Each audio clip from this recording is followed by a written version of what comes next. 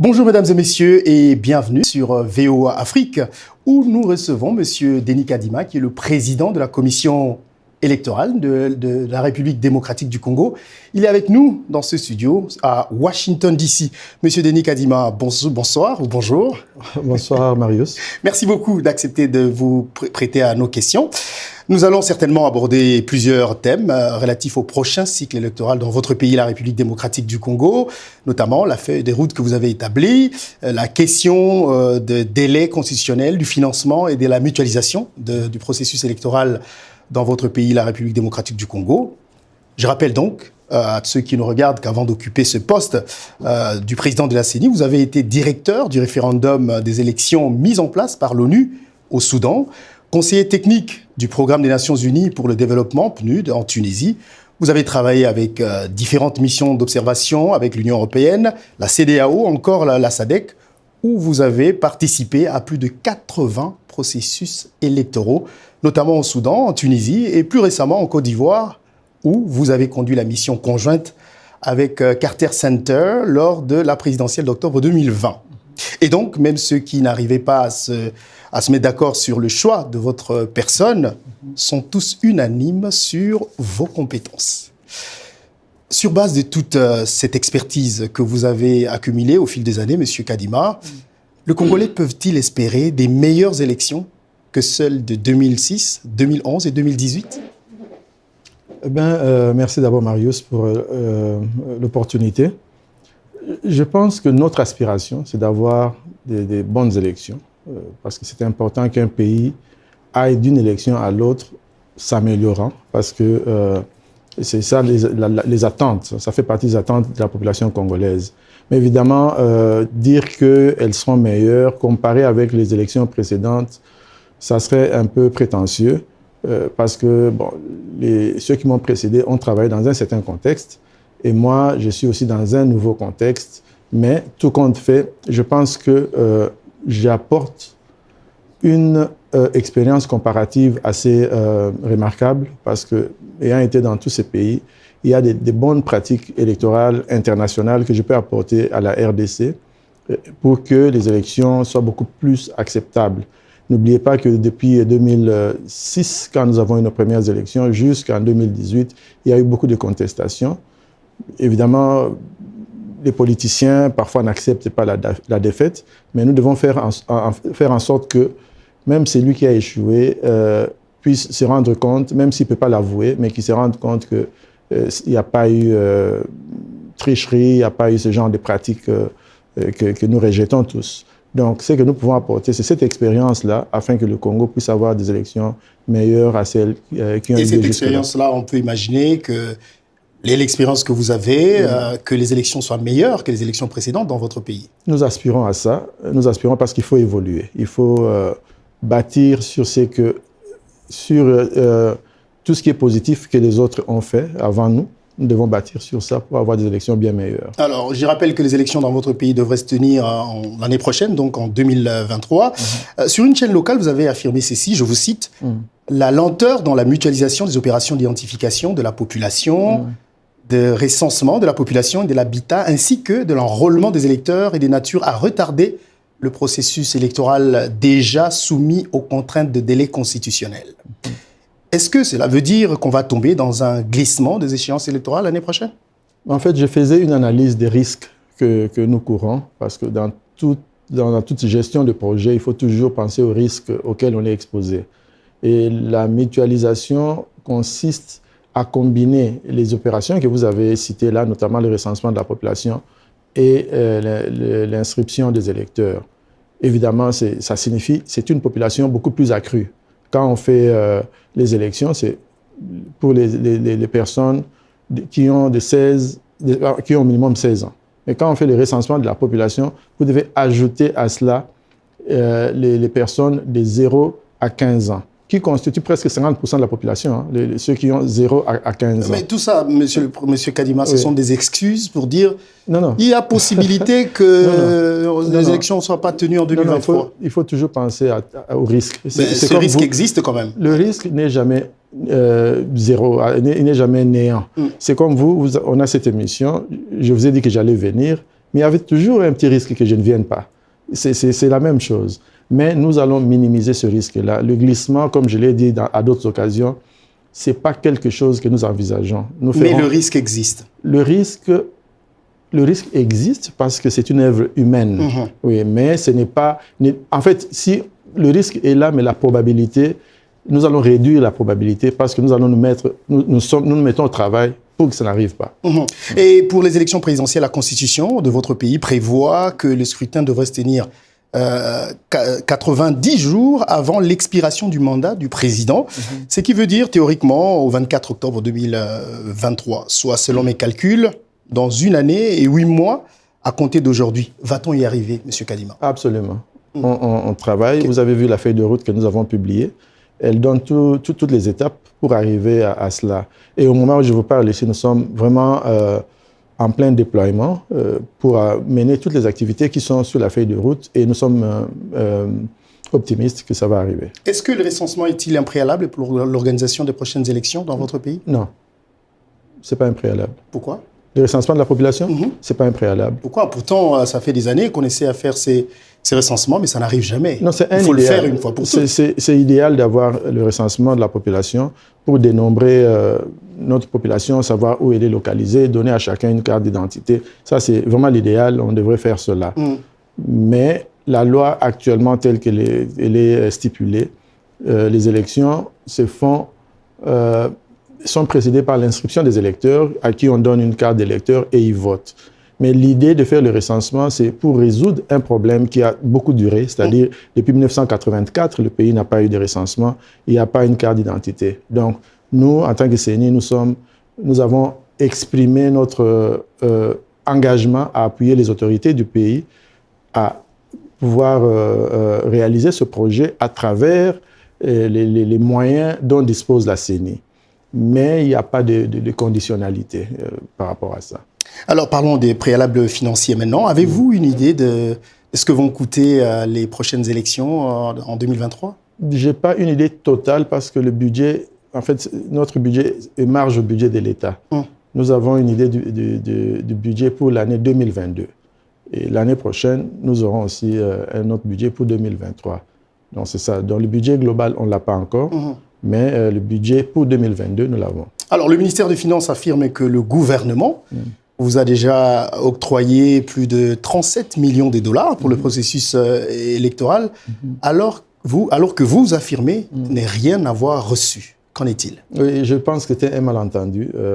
Il est possible que le gouvernement ait débloqué 37 millions. Possible ou vous savez que le gouvernement a débloqué? Non, je n'ai pas compté, mais je dis que c'est possible dans ce sens que une bonne partie de cet argent, si pas la grosse partie, est allée payer les salaires, les frais de fonctionnement, les arriérés des salaires, parce que nous avons trouvé les agents impayés pendant... Enfin, ils avaient des arriérés qui s'accumulaient au-delà de 10 millions, peut-être entre 8 et 10 millions, et nous sommes battus pour ça. Donc tout ça, ça fait partie de ce que le gouvernement a apporté. Mais en ce qui concerne le financement des opérations, parce qu'il faut comprendre une chose, une commission comme la nôtre vit des dotations gouvernementales qui couvrent principalement 4 rubriques. Les rémunérations, le fonctionnement, les investissements et les opérations. Et les élections, proprement dites, se font avec le financement des opérations. Et jusque récemment, nous n'avions pas encore eu quelque chose. Mais entre-temps, l'argent est arrivé et nous sommes mis au travail avec beaucoup plus d'envergure. Donc, vous ne vous contredisez pas qu'à l'époque, quand vous l'aviez dit, vous n'aviez encore rien reçu? En fait, c'était une coïncidence assez bizarre. Oui. L'interview a eu lieu le 11 et le transfert a été effectué le même 11. Un peu plus tard dans la soirée. Vous voulez dire que c'est une coïncidence ou c'était l'effet de ce que vous avez dit? Non, je pense peut-être que c'était, comme ils ont dit, c'était dans le pipeline. Mais moi, j'ai expliqué une situation en ce moment-là. Et puis, l'argent est arrivé. L'argent est arrivé dans le compte le 13 ou le 14 février. Alors, l'une des raisons que j'ai suivi le ministre de Finances, il envisage dans les jours qui viennent, de payer directement les fournisseurs de la CENI, au lieu de vous donner à vous des moyens de faire vos dépenses. N'est-il pas là une entrave à l'indépendance, justement, de votre institution? Bon, je ne l'ai pas entendu dire ça, mais si tel était le cas, je pense que c'est pas comme ça que l'autonomie financière de la CENI est conçue. Nous avons la personnalité juridique en tant qu'une institution d'appui à la démocratie reconnue dans la Constitution. La loi organique de la CENI parle de notre autonomie financière et administrative. Je pense peut-être qu'il a expliqué ça dans un autre contexte, mais nous sommes... personne ne peut effectuer des paiements pour nous. Tout ce que le gouvernement peut faire, c'est de nous donner une dotation. Et nous utilisons cet argent et quitte aux autorités parlementaires, donc l'Assemblée nationale, de contrôler le travail que nous avons fait. Mais pour vous, il n'est pas question que le gouvernement paye vos fournisseurs? Ça serait une violation de la loi. Je ne pense peut-être pas qu'il a dit ça dans ce contexte-là. Ouais. Alors, vous avez également sollicité l'encadrement de l'Inspection générale de finances et l'IGF a d'ailleurs dernièrement lancé une mission d'enquête à la CENI pour s'assurer de la gestion des fonds alloués par le gouvernement. Qu'est-ce qui motive cette décision? Est-ce qu'il y a déjà des soupçons de corruption chez vous? Non, en fait, j'ai entendu parler de la déclaration de l'IGF, mais si vous avez suivi l'actualité chez nous, l'IGF, son chef, m'a rendu visite à la CENI pour qu'on ait des entretiens. Parce que depuis longtemps, j'étais en contact avec lui, mais on ne parvenait pas à se voir. D'abord, je dois clarifier que la CENI est redevable à l'Assemblée nationale. Celle-ci contrôle nos finances à travers la Cour des comptes. Ce n'est pas à travers l'IGF. Mais l'IGF, c'est une structure de l'État qui fait un bon travail. Nous avions pensé pouvoir bénéficier de son expérience, que ces inspecteurs puissent venir et avoir des échanges avec nos équipes. Ce n'est pas vraiment un problème de contrôle, c'est un problème d'échange d'expérience. C'est ce que nous avons fait parce qu'en fait, notre motivation, c'est que la CENI d'aujourd'hui et de demain soit reconnue par la qualité du travail électoral qu'il fait, pas par les scandales financiers dont elle est accusée.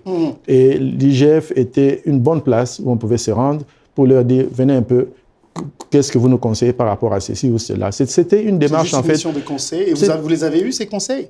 Non, en fait, on n'a pas pu se voir à l'époque où on se cherchait, mais maintenant, on s'est mis d'accord de se voir pour un peu déterminer ce qui est possible. Parce que même, quel que soit ce que nous allons faire avec l'IGF, il faut que ça cadre aussi avec la loi. Nous ne pouvons pas donner l'impression que nous donnons à une institution relevant de la présidence le pouvoir de la Cour des comptes. Nous devons tenir compte de tous ces équilibres-là. Mais ce qu'il faut retenir, c'est que l'intention, c'est de nous ouvrir. Nous sommes réceptifs au conseil de ce genre-là parce que ce que nous voulons, c'est une transparence. Mais pas pour une enquête pour voir si les fonds publics sont bien gérés? Par la Cour des comptes, oui. Mais pas par l'IGF? L'IGF ne peut pas faire ça. Ce n'est pas dans ses prérogatives. Avec la CENI ou avec tout le monde? Avec la CENI. Avec la CENI. Avec la CENI, c'est pas... l'IGF ne peut pas venir vous contrôler? Non. OK, très bien. Alors, en 2006, on était à près de 500 millions de dollars. Vous allez me corriger si mes chiffres ne sont pas corrects. En 2011, près de 700 millions de dollars. Et en 2018, c'était 1,3 milliard pour organiser les élections en République démocratique du Congo. Et le Premier ministre, dernièrement, a appelé à la rationalisation du budget des élections, eu égard des expériences de 2006, 2011 et 2018. Qu'en pensez-vous? Oui, en fait, tout le monde doit faire un effort pour que le budget de la CENI ou de toute autre institution soit assez contenu. Il faut noter qu'en 2006, ce qui fait combien d'années maintenant? Ça fait 14 ans peut-être, ou 16 ans. Ça fait 16 ans. Parce que le coût des élections, il faut calculer par électeur. Donc, si c'était 500 000, et n'oubliez pas que c'était 500 000 avec l'apport, il ne faut pas oublier l'apport de l'extérieur. Si l'État a contribué 500, l'autre partie est venue d'ailleurs. Ce que je veux dire ici, c'est que la population n'est plus la même. C'est-à-dire, même maintenant, quand nous faisons les projections autour de 50 millions d'électeurs. À l'époque dont vous parlez, 2006, il y avait 27 millions d'électeurs projetés. Vous voyez donc, d'abord, il faut comprendre qu'il y a, normalement, il y aura une évolution du coût. Okay. Cependant, la question que vous posez, c'est celle de savoir si on doit continuer à avoir des budgets aussi important. Non, il faudra pouvoir minimiser le coût. Et il y a plusieurs façons de le faire pour minimiser ces coûts. Donc, nous sommes parmi ceux qui pensent que les coûts doivent être revus à la baisse pourvu que tout soit fait à temps. Parce que vous comprenez, quand un processus commence tardivement et qu'il faut l'accélérer, on est obligé d'en augmenter les coûts en multipliant le nombre de matériel, de personnel et tout ça. Finalement, on revient au même. Alors, vous avez beaucoup sillonné l'Afrique, Monsieur Kadima, et pensez-vous qu'il soit rationnel que la République démocratique du Congo dépense autant d'argent comparativement à d'autres pays? Non, en fait, c'est pas rationnel pour plusieurs raisons. D'abord, la première raison, c'est que nous n'avons pas, à ce jour, un registre général de la population, dont nous n'avons même pas de carte d'identité. Parce que si on avait cela, les coûts, par exemple, d'inscription des électeurs, parce que les élections ont deux grands coûts, inscription des électeurs et les scrutins. Si nous avions un fichier de la population, la CENI n'organiserait pas un recensement de la population, une inscription, un enrôlement de la population. Elle allait extraire le fichier électoral du fichier général de la population. Donc, ça serait un coût qui serait balayé. Mais aussi, nous avons tendance enfin, le pays a tendance à financer les élections électorales, qu'est-ce que je dis, les opérations électorales à travers le budget annuel. C'est un coût énorme. Normalement, qu'est-ce qu'on fait? On met de côté de l'argent selon le cycle électoral. Chaque année, on dit par exemple, on met de côté 100 millions ou moins, selon ce qu'on a. Et si vous faites ça sur 5 ans, vous n'allez pas sentir le coût de vos élections.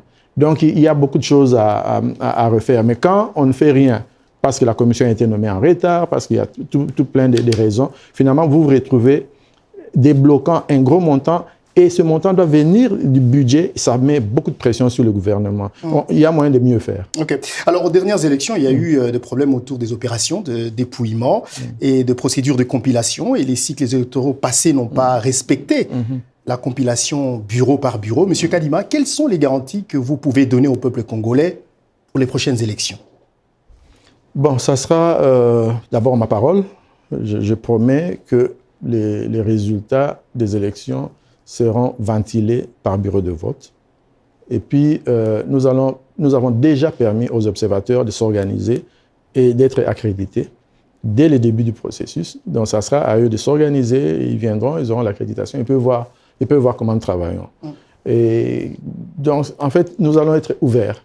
Nous allons assurer la transparence du début du processus jusqu'à la fin. C'est ce qu'on peut donner comme garantie. Alors, les élections à travers le monde, comme vous le savez, aujourd'hui ne sont plus comme avant. Et depuis l'avènement des médias sociaux, les électeurs peuvent être informés en temps réel du vote. Évidemment, ceci ouvre également la porte à des manipulations. Quelle est votre position sur la façon de gérer justement ce jour critique de comptage afin que les Congolais aient une confiance maximale dans le processus par rapport aux résultats? Oui, j'ai parlé plutôt de transparence. Il faut que les résultats soient traçables. C'est-à-dire, si vous faites le total des résultats publiés par bureau de vote, vous devez arriver aux résultats pour la circonscription. Et si vous faites l'ensemble des circonscriptions, vous arrivez aux résultats pour la province, ainsi de suite, jusqu'au niveau national. Oui, mais vos prédécesseurs, je veux dire, les derniers processus électoraux ont montré que oui, c'est que dans les papiers. Ça n'a jamais été fait bureau par bureau. Il y a eu des raisons qui ont été avancées. Jusqu'à aujourd'hui, on ne sait pas exactement des résultats bureau par bureau. Mais qu'est-ce qui vous fait croire que vous pourriez faire ça? Bon, d'abord, je ne peux pas répondre pour mes prédécesseurs. Je ne sais pas. D'accord, mais qu'est-ce que moi, je vous pouvez faire? Tout ce que je ferai, c'est publier bureau de vote par bureau de vote. Et qu'est-ce qui arriverait si vous ne le faites pas? Bon, ça serait scandaleux. Est-ce qu'on peut dire que, permettez-moi d'en arriver jusque-là, si jamais on ne le fait pas, donc on ne peut pas croire aux résultats que vous allez publier? Si on ne le fait pas, ça sera difficile de croire à la véracité des résultats. Parce que qu'est-ce qu'on cherche quand on publie par bureau de vote? C'est pour que, j'ai dit, que ça soit traçable. C'est pour que tout le monde puisse vérifier. Donc, et c'est la seule façon que moi je sais. C'est comme ça, dans ma conception, c'est comme ça que les élections doivent se faire et les résultats publiés. Je voudrais juste revenir sur ça parce que je pense que c'est très important, M. Kadima, ce que vous dites. Donc, vous êtes en train de nous dire qu'en 2023, si jamais les élections ne sont pas recomptées bureau par bureau, les résultats ne sont pas connus, bureau par bureau, nous ne devrions pas croire aux résultats de ces élections. Ça serait une anomalie si je vous donnais les résultats globaux sans vous en donner les détails. Ça serait vraiment une anomalie. Parce que on ne peut pas parler de transparence si les gens ne sont pas capables de faire les totaux et arriver aux chiffres que nous avons déclarés. La question que je vais vous poser, peut-être ça va être l'avant-dernière question. C'est une question très personnelle, M. Kadima. Partout dans le monde, et particulièrement en Afrique, nous avons vu des situations où tout le destin d'un pays repose sur la décision de quelques individus, comme des juges de la Cour constitutionnelle ou des gens comme vous qui dirigent la commission électorale. Quel risque êtes-vous prêt à prendre pour être le garant d'un processus électoral crédible, libre et équitable? Êtes-vous prêt à sacrifier votre vie pour ça? Écoutez, quand j'ai pris ces fonctions, je savais que c'est un processus très compétitif et généralement, malheureusement, tous les coups sont permis. Mais j'étais arrivé à un stade de ma vie où je m'étais dit que je ne pourrais plus être spectateur. Je dois venir faire quelque chose pour mon pays. Et je dois vous dire que maintenant je le découvre, il y a une très forte pression sur le président de la commission à tous les niveaux. Enfin, quand je dis à tous les niveaux, c'est-à-dire au niveau du recrutement, au niveau des passations des marchés. Il y a beaucoup de menaces, il y a des gens qui essaient de vous intimider. Mais moi, je me suis dit, je savais que cela allait arriver. Et si je ne le fais pas, il ne faut pas que je me plaigne que la personne qui est là ne l'ait pas fait. Donc, je me suis dit, nonobstant les risques qu'il y a, moi, je vais jouer mon rôle en tant que patriote. Je ne vais plus agir de loin. Parce qu'avant, je venais, je repartais, mais je me suis dit, je vais vraiment mettre la main à la pâte. C'est des risques dont je suis conscient, mais je le fais pour mon pays. Je sais que c'est un honneur d'être le président de la CENI. Comment voudriez-vous qu'on se souvienne de votre mandat? Que le Congolais, que l'Afrique, que le monde se souvienne de votre mandat à la tête de la CENI, et quel héritage vous espérez laisser après votre passage à la CENI? Oui, nous travaillons d'arrache-pied, je travaille d'arrache-pied pour améliorer la gouvernance électorale en RDC. Parce que j'ai vu tout ce qu'il y a eu comme problème dans le passé. Je me suis dit qu'il faut qu'on améliore notre façon de faire les choses. Il faut que nous nous érigions aussi en un modèle tout au moins sous-régional, sinon à travers le continent. J'aimerais qu'on se souvienne de moi comme cette personne qui a amené un peu plus de transparence, aussi bien dans la gestion électorale que dans la gestion des ressources. Parce que, qu'on vous le dise, même vous avez entendu des choses sur l'argent et tout ça, il y a rien de tel, au contraire, nous sommes vraiment au travail pour améliorer les choses. Nous avons mis en place pour la première fois la cellule de passation des marchés pour que le meilleur l'emporte et que l'État ne dépense pas au-delà de ce qu'il doit dépenser. Nous avons mis en place une unité de contrôle interne qui fait un peu office d'audit interne. C'est pour améliorer. Donc, je vois qu'à cette jonction, c'est important que le pays puisse avoir beaucoup plus de transparence pour une gouvernance électorale de qualité. Ainsi, les générations futures pourront, elles aussi, bâtir sur ce que nous aurons fait. Peut-être la dernière question, M. Kadima. Votre élection a suscité beaucoup de réactions et de contradictions. Pourtant, vous êtes appelé à gérer cette institution qui doit mettre tout le monde ensemble. Qu'est-ce que, à votre niveau, vous êtes en train de faire pour amener cette confiance, notamment chez des gens qui ne vous supportaient pas, qui n'étaient pas d'accord que ce soit vous le président de la CENI? Bon, d'abord clarifier que dans ce type de processus, depuis les premières élections, aucun président de la commission électorale n'a joui de l'unanimité. Il y a toujours eu des problèmes. La différence entre les processus de sélection passés et le processus qui a abouti à ma désignation, c'est qu'il y a eu beaucoup de publicité autour et beaucoup de publicité et pendant longtemps. Autour de vous, parce qu'on dit que vous êtes un expert, vous êtes... Non, avant moi, parce que ce processus s'est fait en 2 temps. Il s'est fait en 2020 et le résultat n'a pas abouti parce que ça a été bloqué au niveau du chef de l'État. Ça avait fait beaucoup de bruit. Et puis en 2021, j'ai été effectivement, comme vous l'avez dit, désigné. C'est un processus qui était public et ça ne pouvait faire que du bruit. Mais pour répondre directement à votre question, qu'est-ce que j'ai fait, qu'est-ce que je ferai? Nous ouvrons la CENI, nous allons approcher ceux qui nous ont appuyés, nous les approchons déjà, ceux qui nous ont appuyés et ceux qui ne nous ont pas appuyés. Parce que, comme je l'ai expliqué à une autre occasion, on ne nous a pas seulement rejetés parce qu'on ne voulait pas de notre tête, on nous a aussi rejetés parce que le système de désignation du président de la commission est une sorte de piège où les confessions religieuses sont appelées chacun à avoir son candidat et puis d'amener ce candidat-là à la table de négociation, essayant de le valoriser pendant qu'il dénigre le candidat de l'autre. Parfois, ça s'est fait publiquement. Et c'est dommage parce que finalement, ça déchire, ça divise la communauté. Il faudra qu'on réfléchisse à ça. On ne peut pas être à la fois juge et partie. Donc, il faudra le modèle lui-même crée cette atmosphère de méfiance, cette adversité extrême. Et finalement, les gens ont l'impression que ce qui est dit sur un candidat est réel, alors que parfois, c'est juste dans le cadre de la campagne, on doit descendre l'autre pour faire valoir les qualités de l'autre candidat. Alors, répondez à ma question. À votre question, j'ai dit, nous avons déjà pris des contacts. Nous venons de commencer avec les cadres de concertation.